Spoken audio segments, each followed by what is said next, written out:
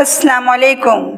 Metropolitan foundation school MFS school. Introduction. Assalamu alaikum student. Hope you are fine and safe in your homes.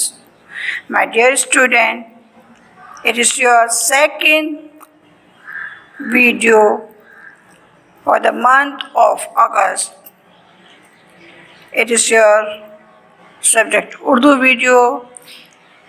In this video, I give you question answer which is in your book.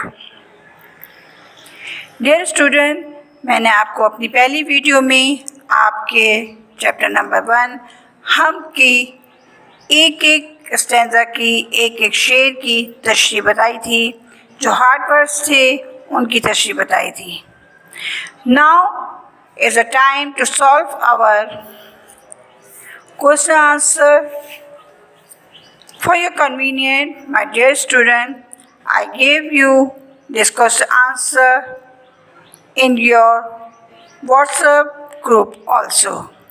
So kindly check your WhatsApp group and try to do your assignment very carefully and very properly. Student, मैं आपको जो कुछ इस video में आपके question answer के बारे में बताऊंगी, सॉल्व करवाऊंगी, वो मैं आपके व्हाट्सएप ग्रुप पे भी भेजूंगी ताकि आप उसको अच्छे तरीके से देखकर अपनी कॉपी में, अपने रजिस्टर में नोट डाउन कर लें और फिर आपकी लर्निंग में आसानी हो. माय डियर स्टूडेंट, आपको इससे पहले मैंने तमाम शेरों की हम की तशरीह बताई थी. आपको बताया था कि हम क्या है. हम शेरी सिर्फ में वो नज़म है जिसमें अल्लाह ताला की तारीफ़ होती है. Subject Urdu, class 8, second assignment for the month of August. Now come to our question answer.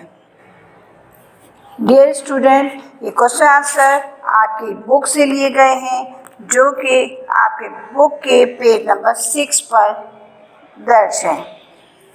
हम अपने क्वेश्चन नंबर 1 की तरफ आते हैं. शायर ने खुद को बंदा नाफरमा क्यों कहा है? मैंने आपको बताया था कि शायर ने एक तशरीह में आपको बताया था कि शायर ने अपने आप को बंदा नाफरमा कहा है. क्यों? इसलिए कि हम इंसान में इतनी वक़्त हैं कि हम अल्लाह ताला की तमाम दी गई हिदायतों पर अमल कर सकें, उसे पूरा कर सकें और वो तरीक़ा ज़िंदगी जिस पर खुदा ने हमें चलने का रास्ता दिया बताया है, हम उस पर चल सकें. माय डियर स्टूडेंट, आप इस शेर की तशरीह जो मैंने आपको बताई थी अच्छी तरह आपके जहन में होगी कि उन्होंने कहा था कि बंदा नाखुदा जो होता है वो फिर भी अल्लाह ताला की हमद व सना करने से बाज नहीं आता. क्यों?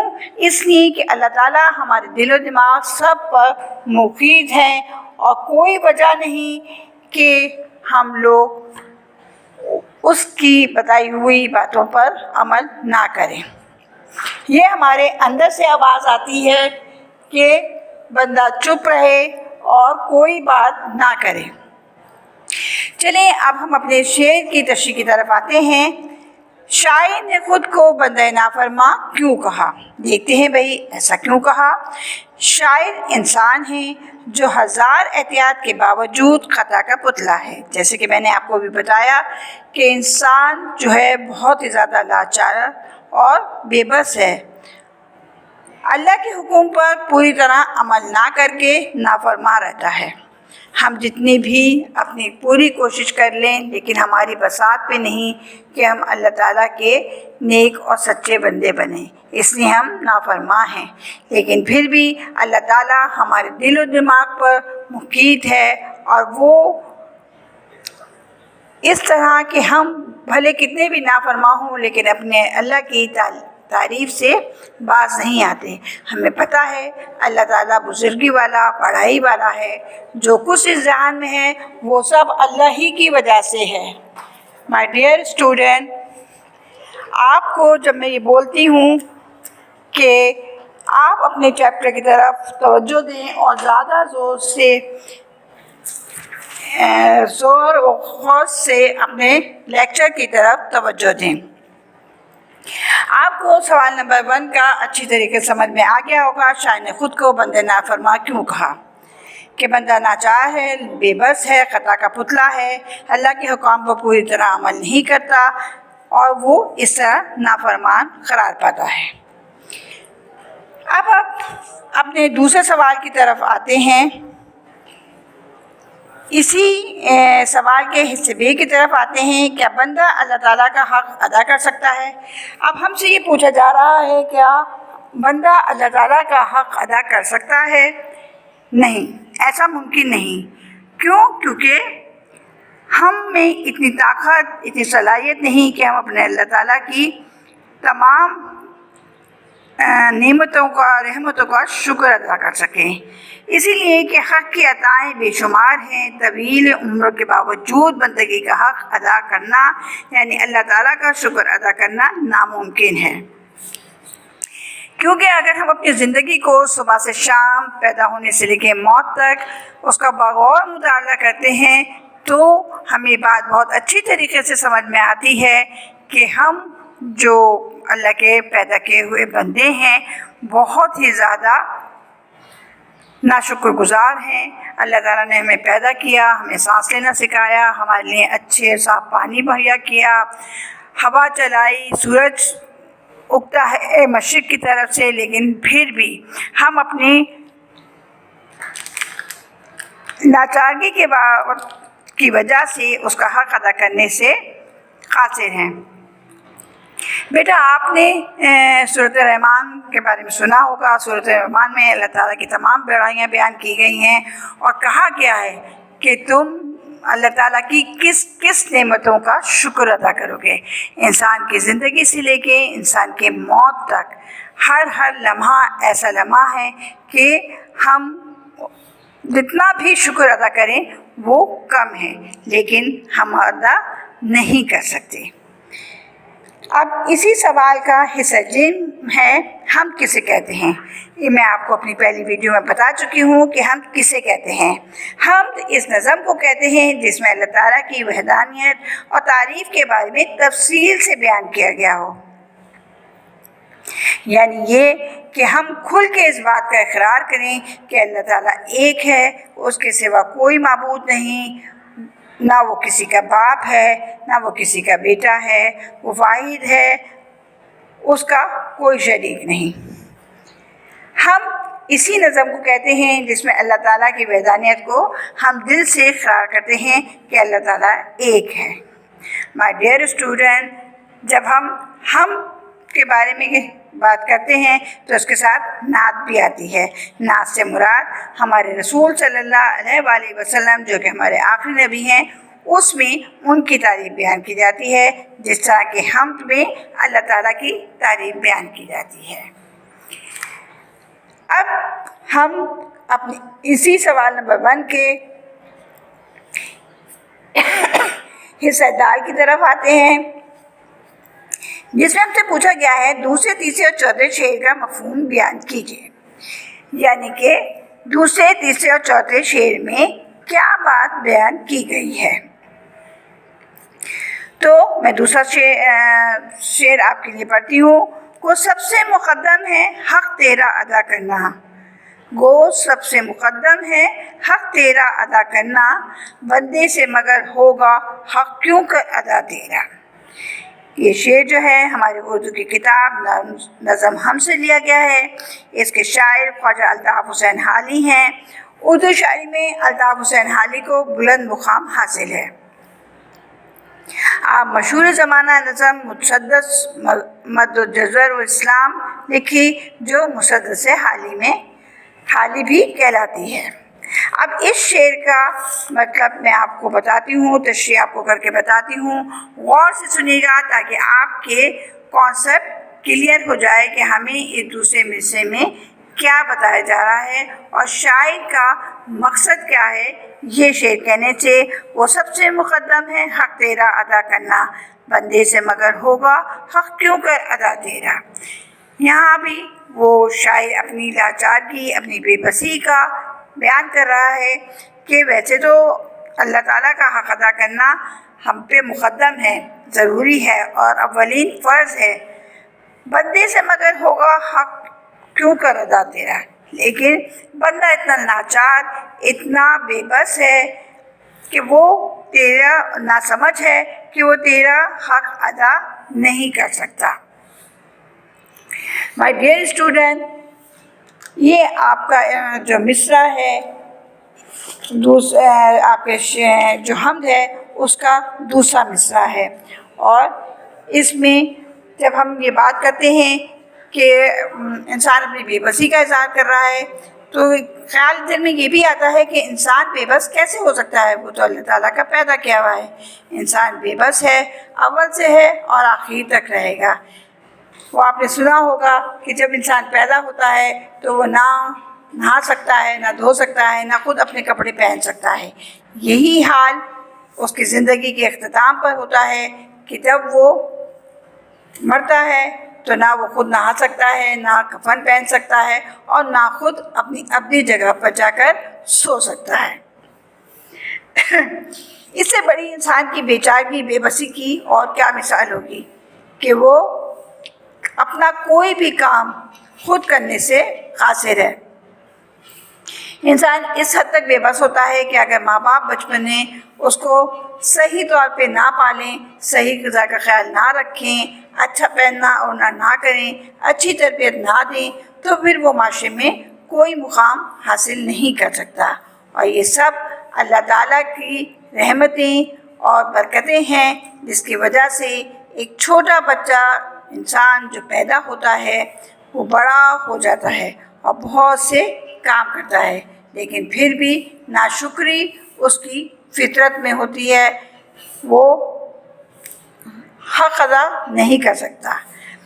بیٹا آج کل کے زمانے میں ایک اولاد اپنی ماں کا حق ادا نہیں کر سکتی، باپ کا نہیں کر سکتی، تو پھر اللہ تو بہت بڑا رحمتوں والا ہے۔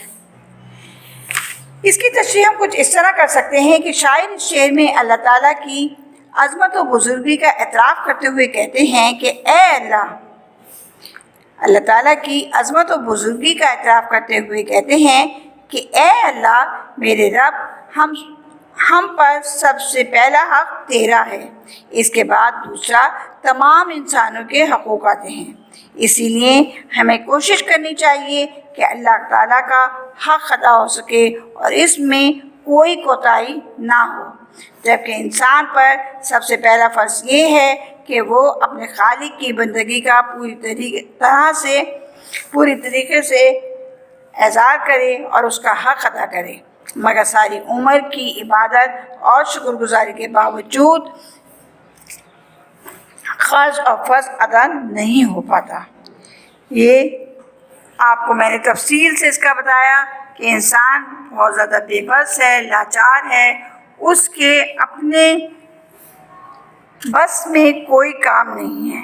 وہ سانس لیتا ہے تو اللہ کی مرضی سے لیتا ہے، وہ چلتا ہے تو اللہ کی مرضی سے چلتا ہے، وہ سوتا ہے، سو کے اٹھتا ہے تو اللہ کی مرضی سے اٹھتا ہے، لیکن پھر بھی ہم اپنی روزمرہ زندگی میں ان چھوٹی چھوٹی باتوں پر نظر ثانی نہیں کرتے۔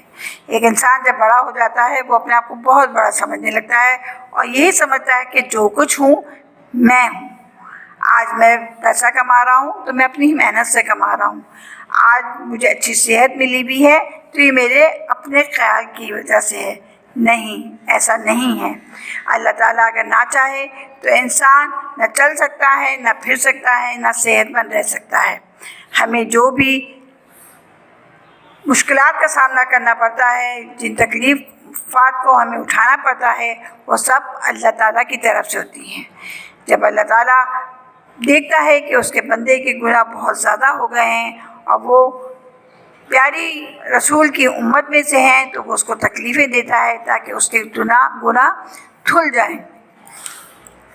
ہمارے پیارے اللہ جب ہم سے اتنی محبت کرتے ہیں، جو کہ 70 ماؤں سے زیادہ پیار کرنے والا، خیال کرنے والا ہے، تو کیوں کر ہم اس کا حق ادا کر سکتے ہیں، جبکہ فی زمانہ تو اولاد اپنے ایک ماں باپ کا حق ادا کرنے سے قاصر ہے۔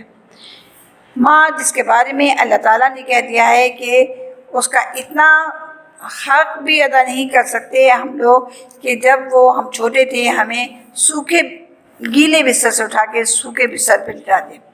اتنی عظمت و بڑائی جب ایک ماں کی بیان کی گئی ہے اس کے اس ایک عمل سے، تو اللہ جس نے ہمیں لازوال نعمتوں سے نوازا ہوا ہے، ہم پہ رحمتوں اور برکتوں کی بارش کی ہوئی ہے، اس کا شکر ہم کس طریقے سے ادا کر سکتے ہیں. اب تیسرا مصرع ہے، محرم بھی ہے ایسے ہی جیسے کہ ہے نامحرم. محرم بھی ہے ایسے ہی جیسے کہ ہے نامحرم، کچھ کہہ نہ سکا جس پر یہاں بھید کھلا تیرا.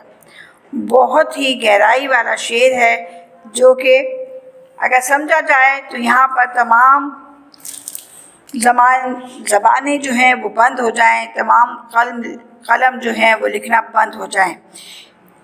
اسے بڑی خوبصورتی سے اللہ تعالیٰ کی اس صفت کو بیان کیا گیا ہے کہ اللہ تعالیٰ جو ہے ہماری شے رگ سے زیادہ ہمارے قریب ہے.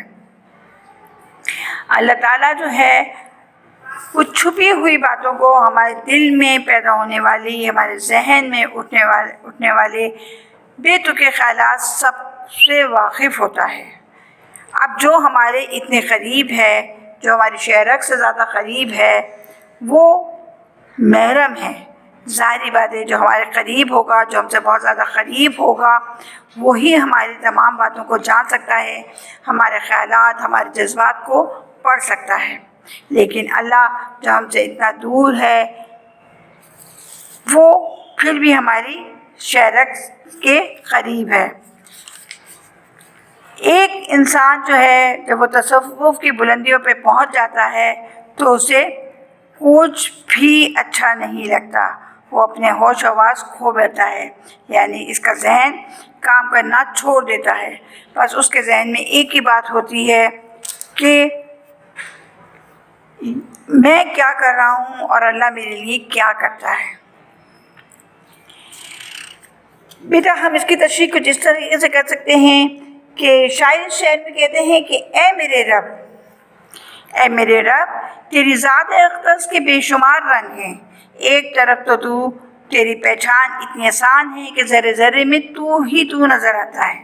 صحیح، ہم جس طرف نظر اٹھائیں ہمیں اللہ ہی اللہ نظر آتا ہے. یعنی اس ہوا کا چلنا، سورج کا نکلنا، سورج کا غروب ہونا، یہ اتنی بڑی دنیا، اس میں اتنا بڑا سمندر، اس کا بہانا، اس کا ایک دم طوفان کی صورت اختیار کر لینا، زلزلہ آنا، آتش فشاں پھٹ جانا، یہ تمام باتیں جو ہیں یہ اللہ کی صفات ہیں کہ وہ تمام باتیں کر رہا ہے جو ہمارے فائدے کے لیے ہیں. لیکن دوسری طرف تیری ذات اتنی چھپی ہوئی ہے کہ جسے ایک دوسرے سے پوشیدہ ہوتا ہے. انسان تصوف کی کتنی ہی بلندی پر کیوں نہ پہنچ جائے وہ تجھ کو نہیں پا سکتا، اور اگر پانے کی کوشش کرے تو اپنے ہوش و حواس کھو بیٹھتا ہے، یعنی اس کا ذہن کام کرنا چھوڑ دیتا ہے. مائی ڈیئر اسٹوڈنٹ، اس شعر میں آپ کو اللہ تعالیٰ کی صفات بیان کی گئی ہیں کہ وہ دور ہو کے بھی ہم سے بہت زیادہ قریب ہے. چوتھا مصرع جو ہے، شعر جو ہے، جچا نہیں نظروں میں یہاں خلط سلطانی، کملی میں مگن اپنی رہتا ہے گدا تیرا. جچا نہیں نظروں میں یہاں خلط سلطانی، کملی میں مگن اپنی رہتا ہے گدا تیرا.